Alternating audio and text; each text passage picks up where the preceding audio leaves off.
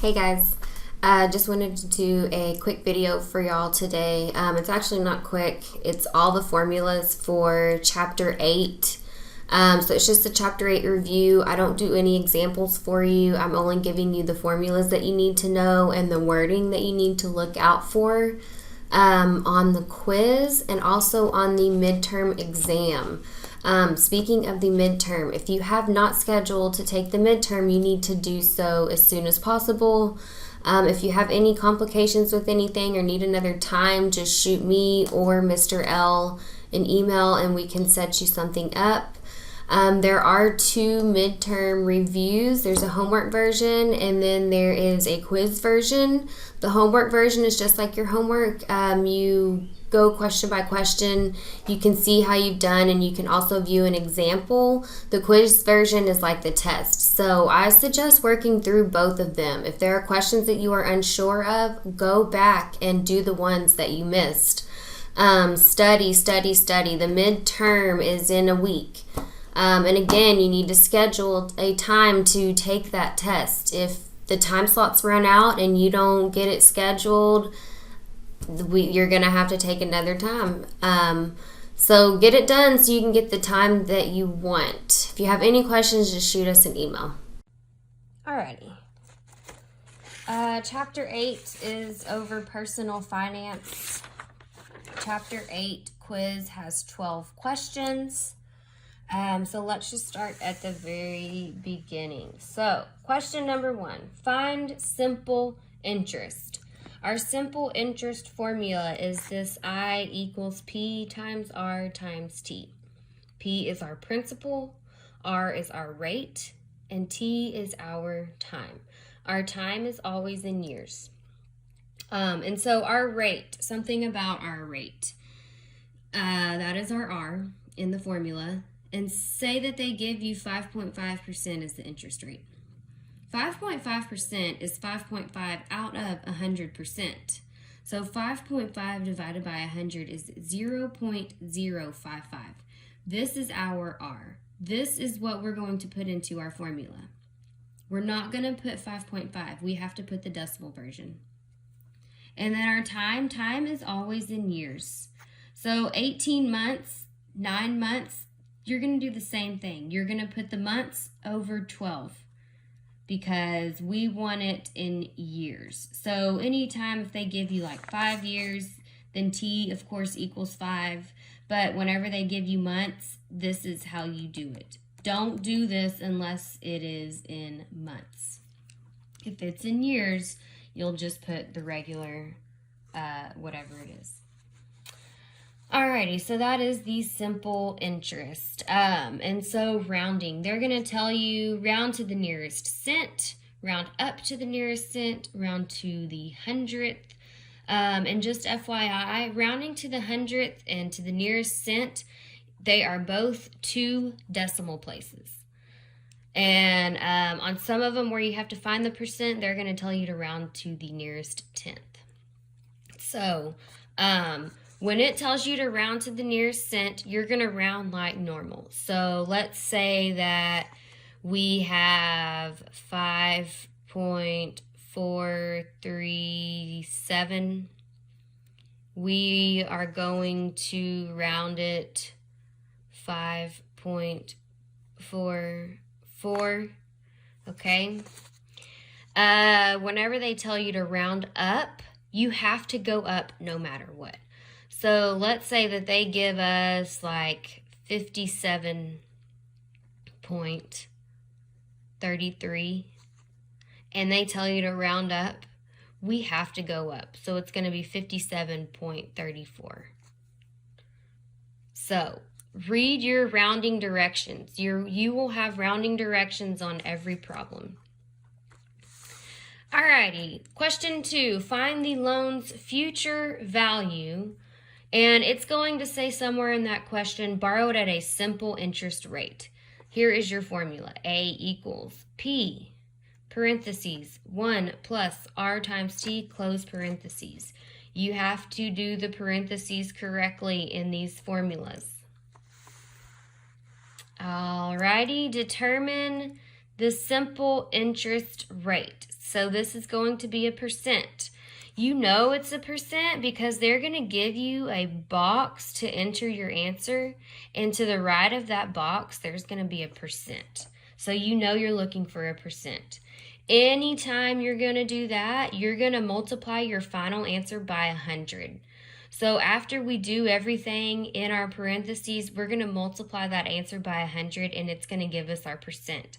So basically what we're doing is we're going to be working backwards from here to get our percent value. And on all these, they're going to tell you to round to the nearest tenth. The nearest tenth is 1 decimal place, so you'll round it like that. Alrighty, next question. Find present value or the principal. They call these P's different things. Principal, present value, they're the same thing. So P equals A divided by 1 plus R times T. So this formula is the same formula. We are just rearranging these two formulas. In this case, we're finding A. And in this case, we're finding what P is. Alrighty, that is all for 8.3. Moving on to 8.4. This is the two-part question. They are going to tell you, find the value of the account after so many years. Notice that they do not say find the future value. So anytime they say that find the value after so many years, you know that you're looking in the future, because after like 5 years, that's not the present. So we're going to use A equals P times 1 plus R divided by N to the NT power. N is how often it's compounded. The different N values. We have annually, N equals 1. Semi-annually, N equals 2. Quarterly, N equals 4. Monthly, N equals 12. And then weekly, N equals 52. Daily, N equals 360. I don't think there's any on there like that, but they don't use 365. I don't know why. I think it's something to do with the holidays, but they use daily as 360. So, A equals P, parentheses, 1 plus R over N to the NT. Whenever you are putting this into your calculator, if you don't have a TI-84, if you're not using some type of app to do that, you are going to put everything into one line. So you'll do P, open parentheses, 1 plus R divided by N. Close your parentheses, and you'll use this caret symbol to do your exponent. Now, anytime you have your exponent where it's multiplying something, you have to put everything in the exponent in parentheses. If you don't put all this in parentheses, it's only going to take your N and not your T. So it'll take your N to the exponent, and then it'll start multiplying everything, all of this, by T, and you don't want it to do that. So this is the caret. If you don't have a TI-84, I can't tell you where it's at. The TI-84, it's on the right side of your buttons. But this is how you are going to put in your equation. And if you put it on like a computer, some type of software on your computer, and it's just one line, this is how you have to do it. Alrighty, so you're going to find the future value. You're going to find the value of the account after so many years. How you know you're using this formula is it's going to say subject to a compound interest rate. This is your key word. Make sure you write this down. And then the second part is going to find your interest earned. So you're putting money into an account and you're earning interest on it. After so many years, you have this value, which is your future value, but you only put in this much, which is your principal. So whenever you take your future value minus your principal, it tells you how much interest that you have earned. Alrighty, next question. Find the value to deposit today. Again, they're not telling you find the present value. They're telling you to find the value today. Anytime that you see today, you know it's the present value. And again, it's the same formula. We just have rearranged it to find our P. P equals A divided by 1 plus R over N to the NT power.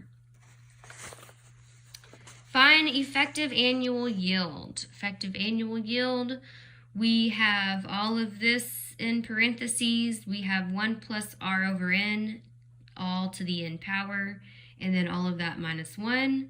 We will then multiply by 100 to get to our percent. 8.5, it's again going to tell you find the value of the annuity after so many years. So you know you're looking for the future value, and then you have to find the interest as well.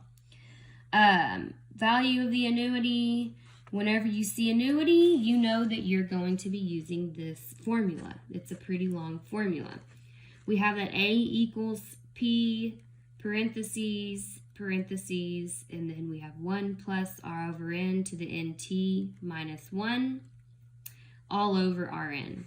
And then whenever we find our interest, we have our future value, and we're going to subtract out our payments.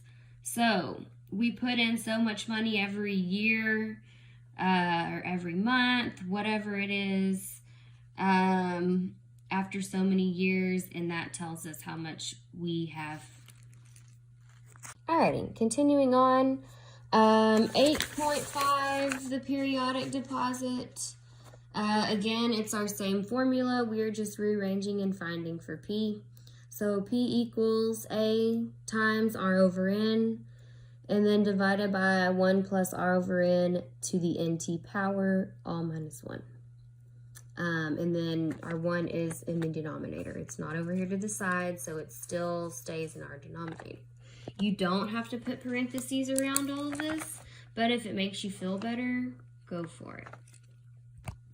All right, and again, this is a two-part question. It's going to tell you to find the periodic deposit. So we know how much we want in the future. It'll have our financial goal is what they call it. And that's our A value. And we want to know how much we have to put in every so often to reach that financial goal. And so after we figure out what the periodic deposit is, it's going to ask you how much of the financial goal comes from deposits and how much is your interest. So our deposits is everything that we put in. So our periodic deposit, how often we do it and for how many years is our total deposits. And then our interest, we take the financial goal minus our deposits, and that is how much interest that we have made on our account. 8.6 is the monthly car payment. They give you this formula. I still wrote it down though, in case that you want to put it on your notes or whatever. Monthly car payment, they're going to tell you how much your loan is for. Don't forget the down payment amount if there is one. It's 2 parts. You're going to figure out your monthly payment, and then you're going to find how much interest you have paid. And anytime you borrow money, you're paying the interest. So our interest, we have to take our payments times our how often we pay it. So all of these I'm pretty sure are monthly, so N equals 12, and for how many years we're paying that car payment. After we take all of our payments, we're going to subtract out our loan amount, and that is our interest, the total interest that we have paid on that car. Same thing on the house payment. It's the same formula. And also, one thing about this formula, this is a negative. If you have a TI-84, you cannot use the subtraction. You can't use this button and this button. There is a different number for a negative, so make sure you're using that. I do have videos for calculator stuff. Alrighty, so you're going to... The monthly mortgage payment, you're going to compare the 20 years to a 30-year. So essentially, you're working the 20-year payment and the 30-year payment. So you're doing 2 problems in one. You're going to find the payment amount for both options. You're going to calculate the total cost of house for both options. And then you're going to calculate the interest on both options. To find how much you saved with the 20-year option, you have to subtract both of the interest amounts and find the difference, and that tells you how much that you saved. Alrighty, and then the last one is the 8.8, the credit card one. So we're going to find all of our balances on our credit card. We're going to use the table, and there's 4 parts on this one. You're going to find your average daily balance, your interest, new balance on the first, and then the last part is find the minimum payment. So I have actually worked out one for y'all, and I'm going to walk you through it, try to walk you through it quickly. So the given, what they give you is everything that is in this box right here. I'm going to cover all this up. They give you all of this, and then they tell you that your interest rate is 1.5%. So all of the dates I'm going to tell you are the same. They keep these March 1st, March 5th, all that stuff stays the same. The only thing that changes is your amounts. So our balance we're starting off with is $63.50. Okay, I have made a table. We have on the top row, balance, the number of days unpaid, and then your unpaid balance, and then we have all of our dates. So I'm only going to work one side, and then we'll move to the left. So we're gonna do our balances first. I believe that this is the easiest way to do this problem. So we're going to go through all of our transactions. We start off with $63.50 on the first. On March 5th, we make a payment of $300. So this is money that we owe the credit card company. This is money that we're essentially borrowing from the credit card company. So if we're owing $63.50 and we pay $300, we don't owe that much anymore. We go down because we pay on what we owe. So now we only owe $6,050 on March 5th. Okay, March 7th, March 12th, and March 21st are all charges. So our balance is going to go up because we're spending more money that is not ours. Means that we now owe more money on that card. So $60.50 goes up to $60.80 with $30. On March 12th, we spend $90, so we go up to $61.70. And then on March 21st, we spend $260, so it goes up to $64.30.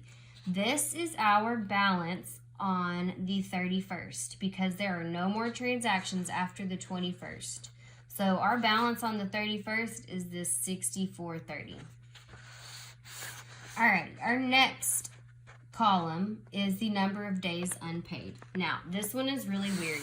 You kind of have to just count on your hands to figure this one out. So the way that this works is we have to account for all days in this month of March. So we have to start with the first, and we're going to go the 1st through the 4th is the number of days unpaid because the next time we pay is on March 5th. So, our number of days unpaid is 4 for this row. Moving down, we go from 3/5 to 3/6. Notice that whatever the following date is on the next line, we cannot include that in this row. We can only include on this row March 5th and March 6th, which is 2 days. For this row, we can only include March 7th through the 11th because the next row starts with March 12th. So March 7th through the 11th is 5 days. Our next row is March 12th through the 20th because the next day is the 21st. That's 9 days. And then the 21st through the 31st is 11 days. I know it's weird, but you have to count on your fingers for this one. And all of these days has to add up to the total number of days in the month. So all of these have to add up to 31 days. And then our last column is our unpaid balance. All you're doing here is you're taking the amount from the first column and you're multiplying it by the number of days, and this is now our unpaid balance column. Okay, So this is just the work that we have to do before we get started. We can now move on to our problems. So average daily balance, we have to take the sum of the unpaid balances divided by the number of days in the billing period. So we're going to add up all of these values. So the 25,400, the 12,000, the 30,000, all 5 of these add up to 194,160. We divide it by 31 days in the month, and our average daily balance is 62.63. Okay, so this is just like an average of your balance throughout the month because it fluctuates. Our lowest amount is 6,000. Our highest amount is 6,400. This is in between those two numbers, so it's an average of our balance every day. Round to the cent. All right, how much interest are we going to have to pay? We owe, this is our average daily balance. We're going to take that average daily balance and we're going to multiply it by the interest rate. They give us our interest rate at the very beginning. So we're going to multiply it by 0.015, and then our time is 1 because our billing period is monthly here. So this is the only time that we can use 1 month as 1. Okay, so our interest is $93.95. Alrighty, C, our balance due on April 1st. Okay, so we have to take our balance on April 31st, which is this very last value, 64.30. And we have to add the interest that we are getting tacked on. So our interest from B added on to our balance, we get 65.23.95. And then the last part is the minimum monthly payment. Minimum monthly payment, you have to take your new balance on April 1st and you have to multiply by 1/36, or you can just divide it. And this is how much we have to pay. If we were going to quit spending stuff on our credit card and we wanted to pay it off, we'd have to pay this minimum amount to be done with it. Alrighty guys, hope that helped y'all. This was a little bit longer than expected as usual, but this is some good information.